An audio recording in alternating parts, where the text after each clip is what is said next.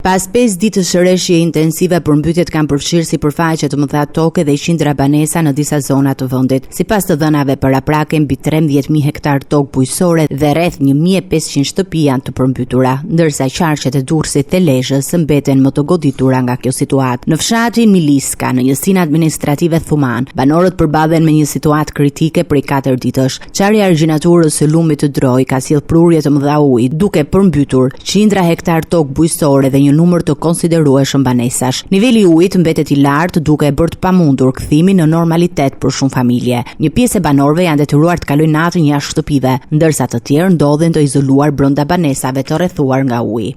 Jam në ujë krejt. Kam 40 copa dele. 30 kg kanë cofi, ka morë ka di. Do pion, alla të të shku alla të. E vet. Jam në ujë prap. Unë të na du të mi hek me hin dojnë, ju shpijt ka hi ujtë krejt. Jam luj, luj jonë tonë, jo salon, po jonë tonë luj këta.